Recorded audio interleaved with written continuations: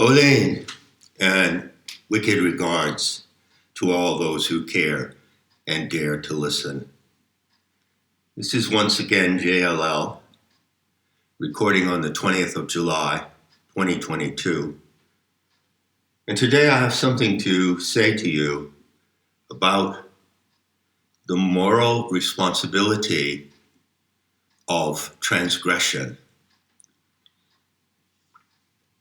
By the way, I'd also like to announce that you can now go to the unit on planetary Tantra, which carries the text for my talk, The Mother Dream versus the Morgues. And you can listen to the full talk there. You may have already caught the preview that I uploaded a few days ago.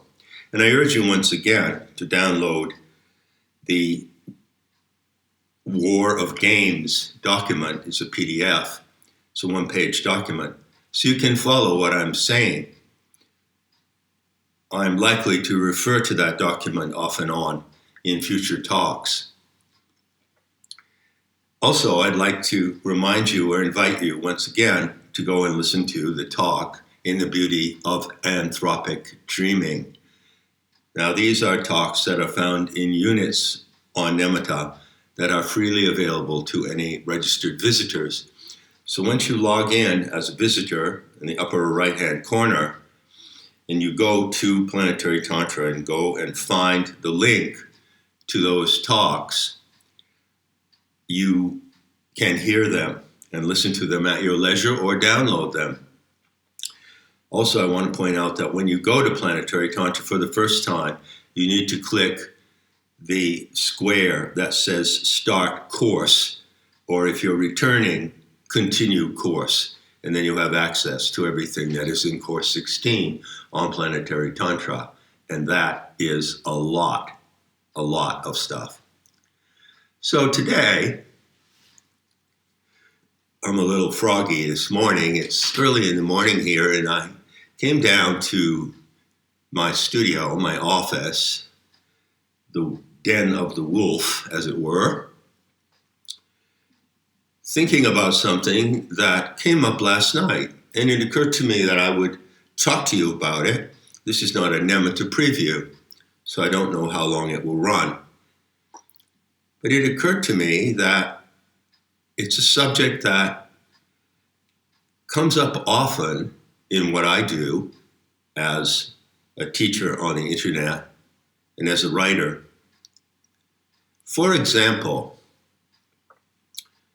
how does it come up? Okay, for example, in July of last year, I recorded a talk which was simply the reading of the new preface to my book, Not in His Image, in its 15th anniversary edition. And so I just read that preface, and then I put it up. The title was A Once and Future Heresy, The Once and Future Heresy, which is a way of describing gnosis. And immediately, I got a message from our benevolent handlers at YouTube who told me that it contained medical misinformation, and so they took it down. I also believe they gave me a strike. I'm not sure. Somewhere I've gotten a strike, and I've been banned for uploading for 7 days. That may have been it. Now, why did this happen? Well, it happened because I committed a transgression. I want you to take this word on board into your vocabulary. It would please me greatly if you did so. It's a really instructive word. And along with this word goes or comes a moral responsibility. So there are certain things that you know in life, certain concepts, certain criteria that carry a moral responsibility. For instance, have you ever heard of the Wiccan Rede, R-E-D-E? think a reed means something like a creed. It's a proposition of some kind. And the Wiccan reed goes like this: do what thou wilt, and it harm none. That's the full Wiccan reed. And that is a statement that contains a moral responsibility. It tells you, do as thou wilt, live free, live with others who are free, and do as you like, and it harm none. Now that Wiccan reed is not an ancient proposition as far as I know. I think it came to be defined as such during the British revival of witchcraft in the early 20th century, following Dion Fortune and a couple of other people. But it is part of the Wiccan worldview today, as far as I know. And you can see that it's a very simple and elegant proposition. Some people would say that that is a statement or paraphrase of natural law. In other words, if you live by natural law, and I don't exactly accept that concept, then you're free to act in society as long as you do not act on any intention to harm or deceive others. So there's a message of moral responsibility that comes with the word transgression. And I intend by the end of this talk to make that as clear to you as I can. So what happened when I wrote that preface and when I recorded it here on the internet that caused me to have a strike, and of course they removed the material. They will come into your studio, by the way, your YouTube studio, if you have talks on private settings, and they will take them out, remove them. What did I do? Well, I acted on my sense of moral responsibility, and I committed a transgression. And I did it in a very precise way. When I went back to review the recording of what I wrote, I wanted to see, well, what was it in the recording that caused them to remove it? And I believe that the message they gave was that I had stated medical misinformation, and they do not allow certain medical misinformation as they define it. They do not allow quite a few things, and I'll get to that in the course of this talk. What they allow and what they don't allow.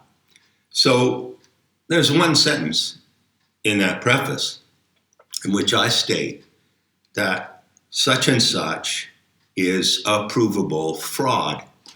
Now, right here, right now, even in saying that, I am attracting the attention of the archontic spiders. Remember that scene in The Matrix, first film, where Neo is fleeing these spiders and they run after him in a building and he goes and jumps into a bathtub and submerges himself in the water. Well, I'm like Neo in the bathtub. This YouTube channel is my bathtub. And I sit here and I record things and say things.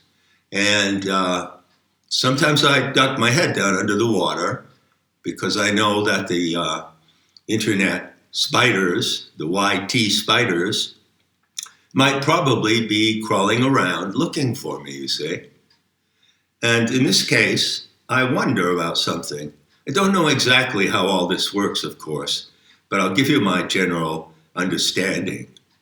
The social media platform I'm using to talk to you right now employs probably hundreds of thousands of people who sit in cubicles looking at computer screens. And their job is to review the material that's uploaded and to see whether or not the standards of the social media platform and the managers of the platform will allow that content to stay on the platform. So as I understand it, I believe that some of the work of censoring material on this social media platform is done by direct review. And I also understand that a lot of it is done by algorithms. So, for instance, I just used the two words provable fraud. And those were in the sentence that got my upload removed. But I'm not saying that anything is a provable fraud. Well, let me say, how about this? Crepe Suzettes are a provable fraud. Donald Duck is a provable fraud. The philosophy of Gurdjieff is a provable fraud. Okay? I'm guessing, I don't know really anything about how the code system works, but I'm guessing that the spiders are programmed algorithmically to look for certain phrases, and then they examine those phrases to see if they contain anything that the authorities who run the social media program do not allow. Now, it's quite possible that there are spiders who are programmed to detect the two words provable fraud. But unless they're attached to something that the managers of the program, the managers of the platform don't want to go out publicly, then it will pass, or maybe not. Maybe this talk will be taken down simply because the spiders have been programmed to take down the words, take down an audio that contains the words provable fraud, no matter what the claim is, you see?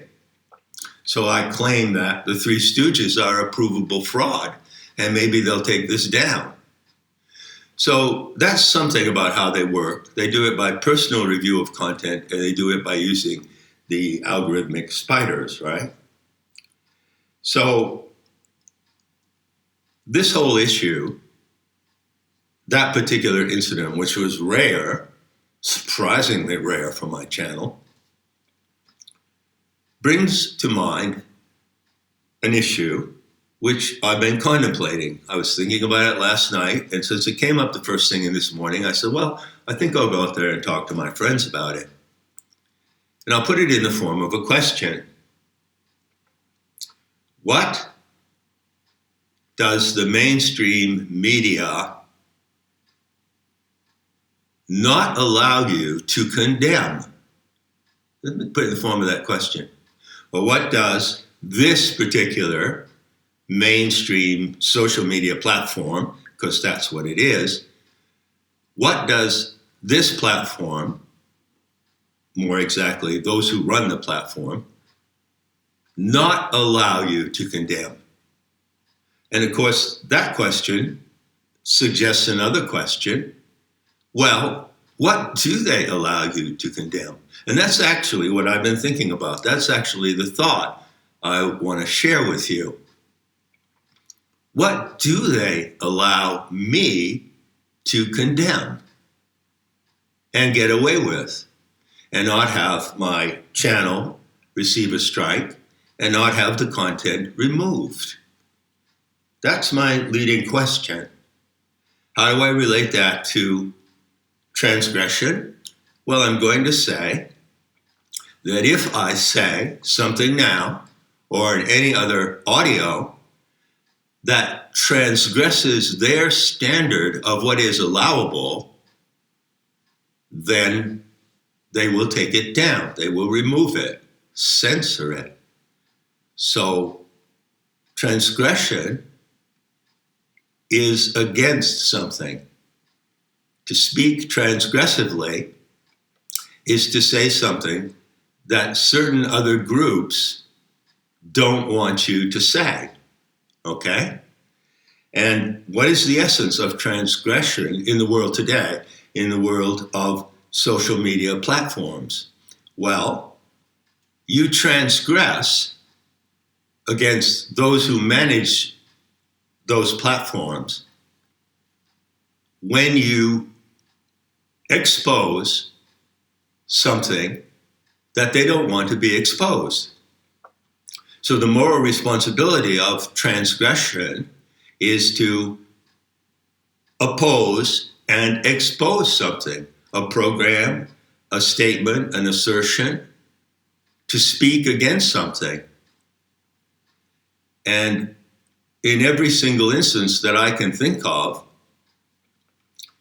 it is transgressive to expose certain lies and deceit, certain acts of deceit, which are held with sovereign power by those who run the social media. They're not neutral. They don't just provide these programs so anyone can use them and you can say anything you want. It's not like a telephone. I used to have a telephone in the house in Friendship, Maine.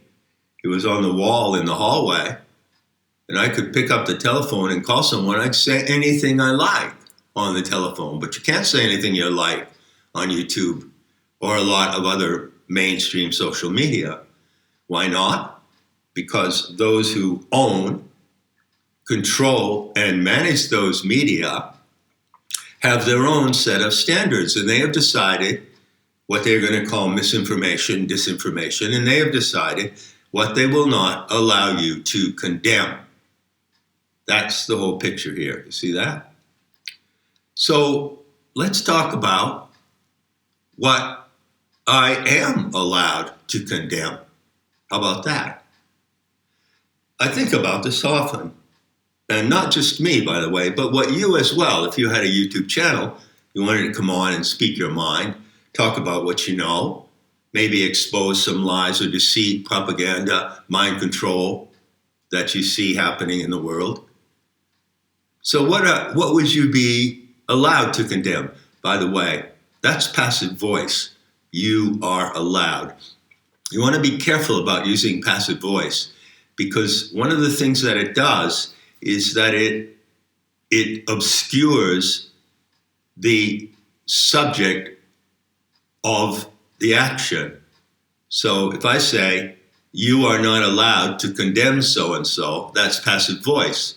But if I say, the managers of this social media platform do not allow you, that's not passive voice. And it's better to speak in that way. Can you see that?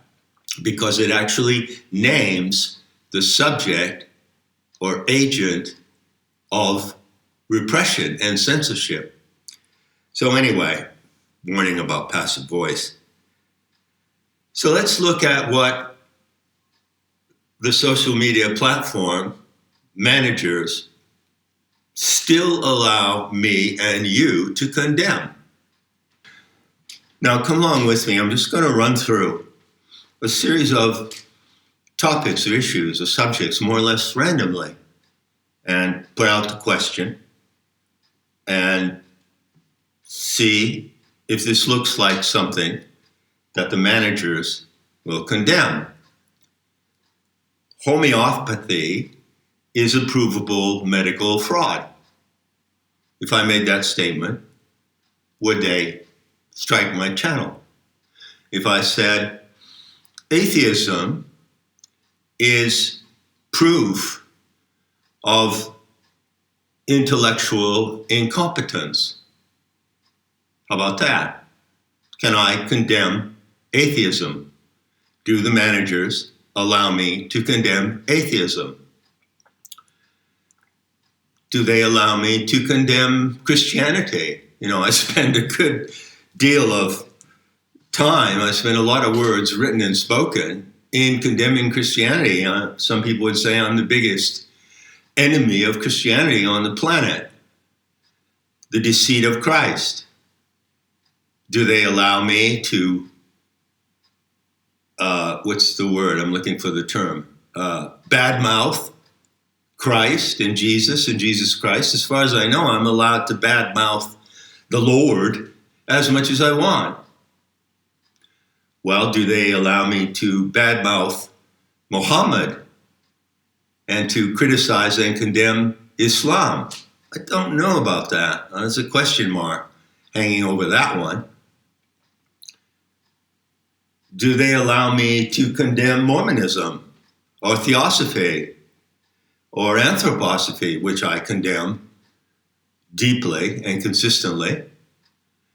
I condemn a lot of things, as you probably know by now. Why do I do that? Well, one of the roles of the Gnostic teacher is to correct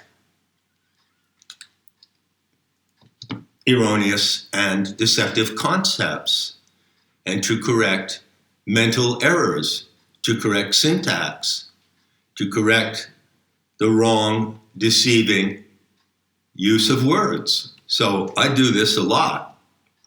It's part of my style of Gnostic arrogance, right? So let's pick a few more examples. Communism. Do they allow me to condemn communism? Well, as far as I know, and this is something that I'm curious about, they do.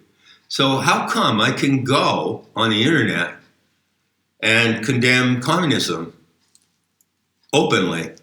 I can condemn the Bolsheviks, who did not commit the Russian Revolution because it was not a Russian revolution. It wasn't a revolution of the Russian people for their benefit and liberation.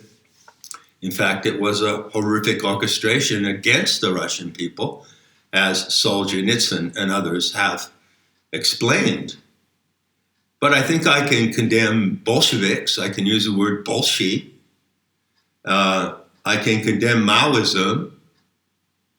I can condemn the Red Brigades. You know what the Red Brigades were? They were brigades mostly composed of young children in China during the Maoist era who went around with the little red book of Mao and destroyed all kinds of things. And they persecuted, tortured, and in some cases killed intellectuals and teachers and anyone who was vaguely suspected of being against the revolutionary program of Mao, which is communism. They took them out in no kind manner. They took them out brutally. By the way, years ago, I wanted to put an image on the internet, but I don't know how to Photoshop or anything like that. But there's a famous picture of these young children. They would be from the age of 10 to into their teens, who formed the Red Brigades. And there's a picture of them, and there's one outstanding figure of a girl there. She's Chinese, of course, but she has her hair in braids, and the two braids come down on either side of her shoulder. I'll see if I can find that picture. And it struck me that she bore a tremendous resemblance to Greta Thunberg.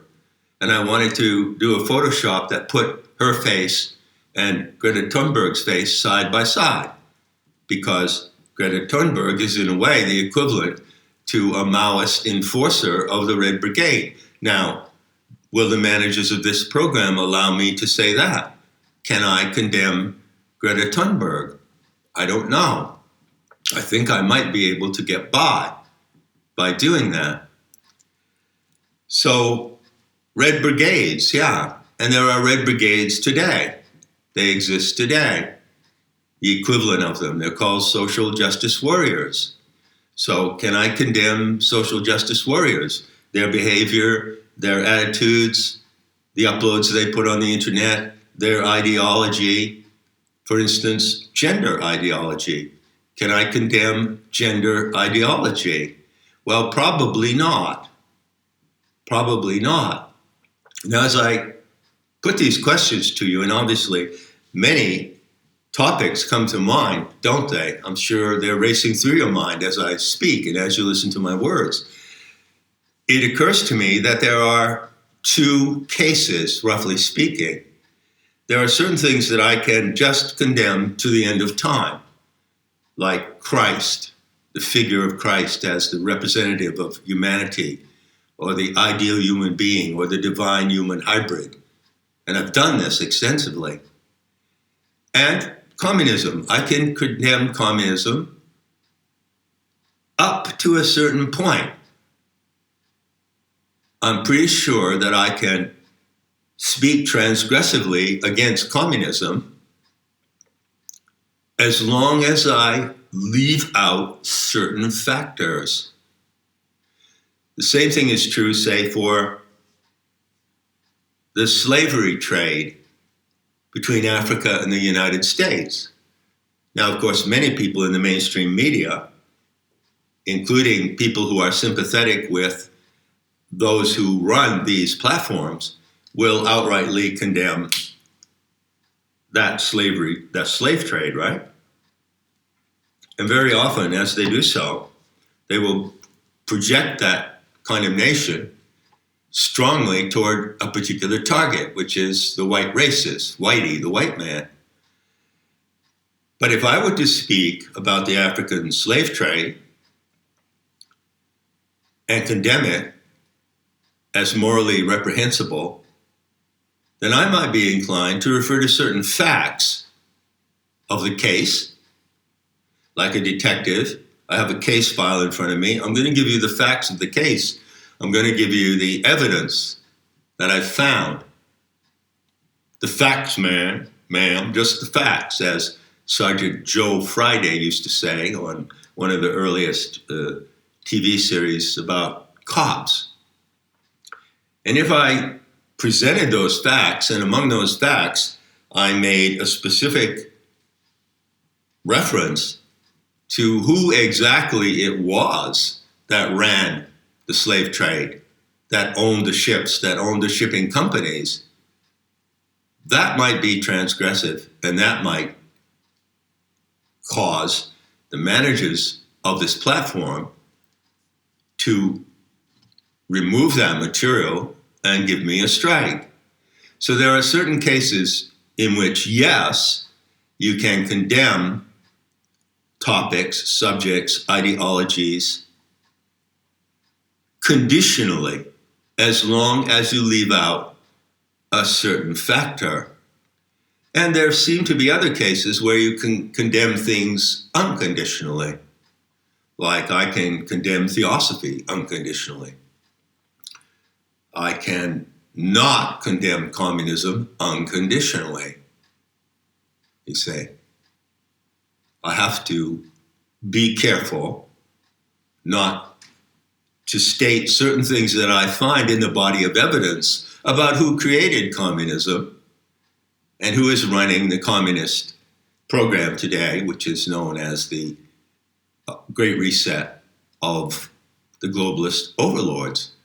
I can condemn the globalist overlords, the archons, in all kinds of ways, and I've done so. Yet, I can only do that conditionally up to a certain point. It seems, but I really don't know. There's areas of this situation that are somewhat ambiguous. For instance, I'm going to say something now that I don't believe I've ever said on the internet before. And what I'm going to say now might be transgressive, and the spiders might be crawling all over me in a moment. Not in His Image came out in November of 2006. It's going on 16 years now. And never, I swear to you, well, there may be something that I don't know about, but as far as I know, never in those 16 years has the author of Not in His Image ever been condemned for anti-Semitism. As far as I know, there's no blog, no written article that has done that. You see?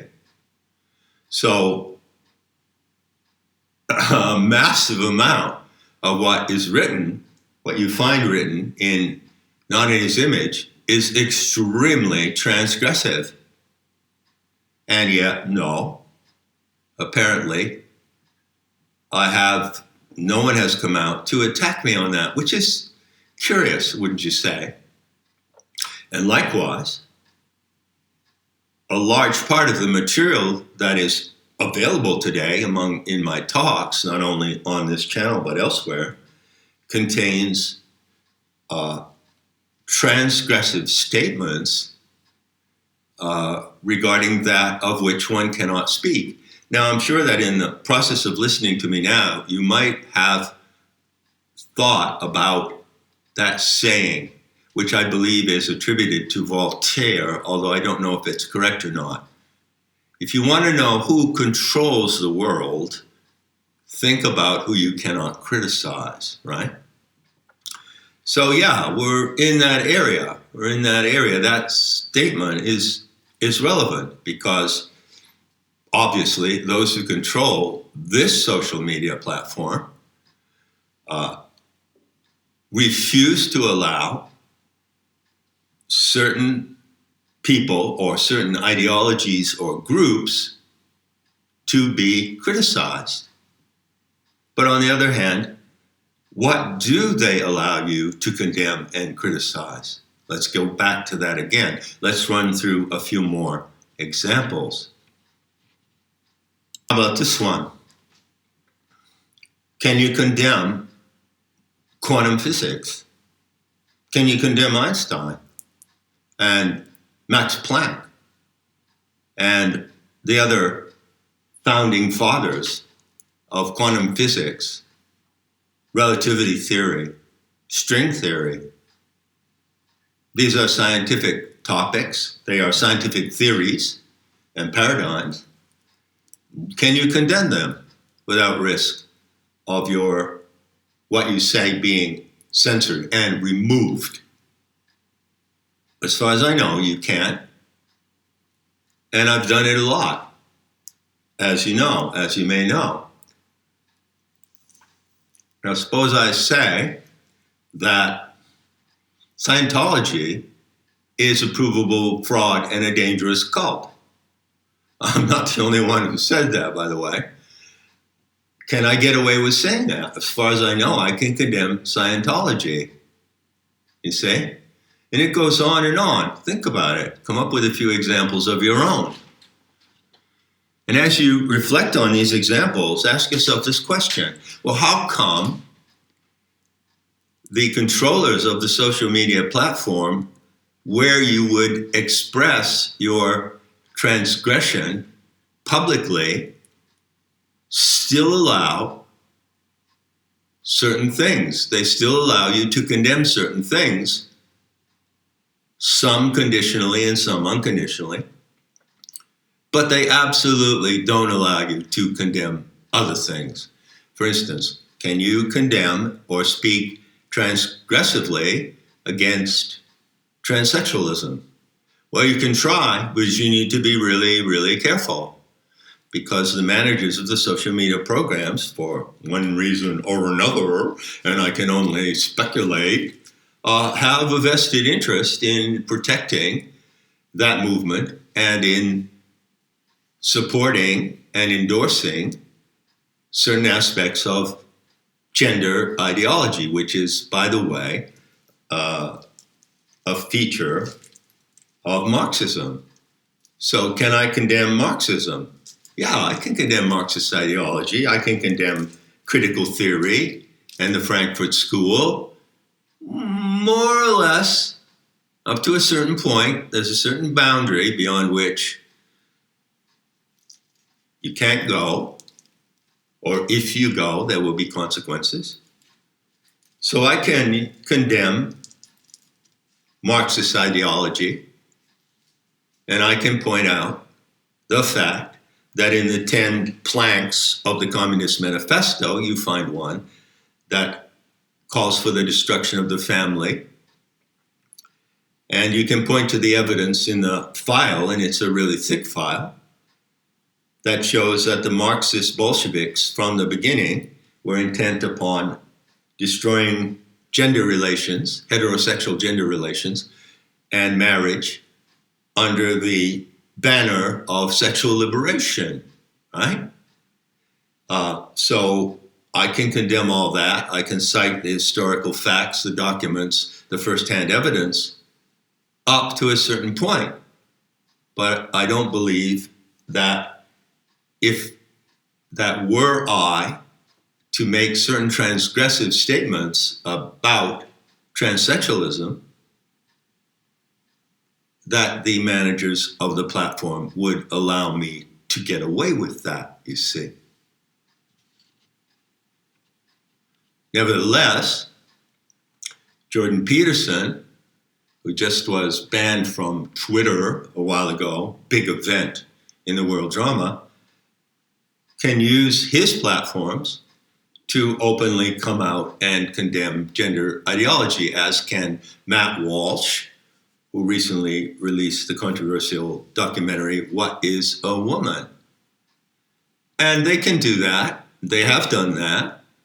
And there have been consequences, but they're still there. As Jordan Peterson famously said in one of his interviews, they can't take me down. They tried to take me down. So he's still out there. And it begs the question, well, how come people such as Jordan Peterson and Matt Walsh can openly condemn gender ideology, and they can speak transgressively in the manner of transphobes and get away with it? I'd love to talk to Jordan Peterson, by the way. If I had the opportunity to talk to the man, I would ask him, how can a man of his high intellectual standards,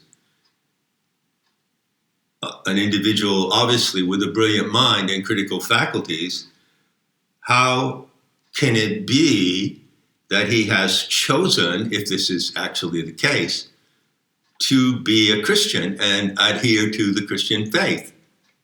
Or I could ask the same question of Matt Walsh, who presumably is also a Christian. So anyway, I bring them up because those are two examples of very well-known individuals who, for some reason or another, get away with speaking transgressively about that extremely incendiary topic of gender ideology. Now, if I came on and made a talk about it, I'm pretty sure that the managers of the platform would take me down instantly. So you see, there are various conditions around transgression. In some cases, it appears to be allowed unconditionally. I can unconditionally condemn anthroposophy. I can unconditionally condemn Baha'i and many, many other things. But in some cases, I can only condemn and expose and criticize conditionally up to a certain boundary. And in some cases, the extreme cases, I cannot transgress at all. So that's the situation in the world today. And in concluding this talk, I just want to mention two more things. One of them is the overarching question. I'm sure it's crossed your mind. Well, how come the managers of the social media platforms, such as this one, still allow those who use the platforms to outrightly condemn certain topics? I'm surprised, actually, that they still allow people to use their platform, to condemn communism. I'm really quite surprised about that. And how, well, you can, of course, condemn the Nazis, and you're encouraged to do so, and you get a lot of support and social approval for condemning the Nazis. But can you condemn the Bolsheviks, who were the enemies of the Nazis? The goal of the Nazis in World War II was to defeat the Bolsheviks, and the Bolsheviks were running the program of communism. So the Nazis were anti-communist. Can I get away with saying that? We'll see. But the question remains, how long will this continue? And how far can I go, for instance, in condemning Bolshevism? Or here's another one, and believe me, trust me, I probably will get around to this at some time. I've already mentioned it, but I don't believe I've ever done a YouTube talk centered on this topic, or a talk that has this in the title, the Sabbatean agenda. So, Sabbatean agenda refers to an historical event centered on the year 1666, in which a certain figure appeared in a certain tribal and ethnic group who was known as Sabbatai Zve. And out of the life and ideology and events around that figure, which was a momentous event at the time and had worldwide consequences, well, around that figure, from that figure, has emerged what can be called the Sabbatean or Sabbatean Frankist heresy. And there's a lot of material about it on the internet and on YouTube, and most of it is positive and favorable. But I believe you might find some people who condemn it, but I'm not sure, because it's a borderline issue. So what would happen if I were to come out and speak transgressively about the Sabbatean agenda? Would I get away with it? I don't know. So I want to mention that one item and highlight it, because you could say that it might be a kind of litmus test. And I don't know if or when I will take that risk, but I might at some point. So finally, in conclusion, I'll bring it around to myself. How about this? The new Gnostic teaching of John Lash is a provable fraud. John Lash himself is a fraud. He's a huckster. He's a trickster. And he uses his verbal and intellectual gifts to lure people into his cult, which he calls Nemata, the Sophianic School of Arts and Sciences. John Lash pretends to be a special kind of teacher, a representative and advocate of the living gnosis today, as he calls it. But what is all that? Well, that's just a scam. He's a scammer. And if you look at him closely, at his personality and style, it's obvious that he is nothing but a LARPing autist who uses the Irish gift of Blarney to lure people into his labyrinthine system, which actually is likely to harm the mental health of anyone who gets involved in it. So, would the managers of this platform allow you to criticize and condemn me and speak about me in that way? Probably you would be. But I want to point out in closing that that doesn't happen. That hasn't happened so far.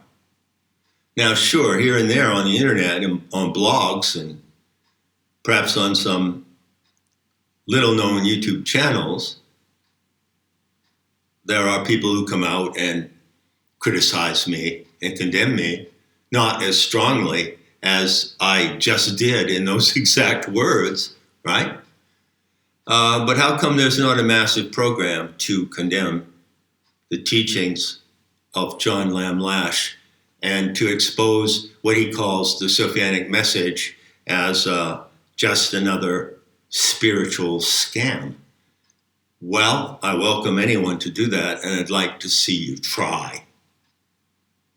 Well, in conclusion, I bring your attention back to those hordes of algorithmic spiders who are crawling around my bathtub here as I'm sitting here soaking in the morning and speaking these words to you. Those algorithmic spiders are intricately programmed to pick up certain phrases, and I've used a lot of phrases in this talk. So it remains to be seen whether in speaking the way I've done here, that I've transgressed what the handlers of the platform will allow. They have various terms by which they define what they consider to be transgression. One of them, for instance, being medical misinformation. But certainly the most powerful term they have, and it is a weapon, is the term hate speech. Now, can I even pronounce that word in this audio and get away with it? Perhaps you've heard the saying, I don't know if this is exactly how it goes, but something like this. Well, speech is hateful to those who hate the truth. Hate speech will get you a strike on your channel, and it will get you removed, your material will be removed, and who knows where it will go from there. If the algorithmic spiders are programmed to pick up various forms of hate speech according to certain criteria that are written into the code, well, that's a dangerous area. That goes to the ultimate frontier of transgression, doesn't it? So if you speak the truth, which you know to be the truth, based on facts and evidence, and if you condemn any ideology or group based on what you know, something you can back up with facts, you take the risk that the managers of the platform will condemn you for hate speech, and then you could be in some trouble. The record shows that the Red Brigades, who run Twitter and other platforms, know no limits in their ferocity to take down someone whom they accuse of hate speech. So I don't know what's going to happen to this talk. Can I get away? I'm actually talking around something, you see. I'm talking around it. I'm doing a slalom. I'm weaving between the lines, and I'm talking about subjects which are transgressive without actually committing transgression. But maybe I am. So we'll see how it plays out, and we'll see if this talk stays on my channel or not. Enough said. And, of course, I'll be seeing you in the beauty to come. I'll be seeing you in the truth to be revealed.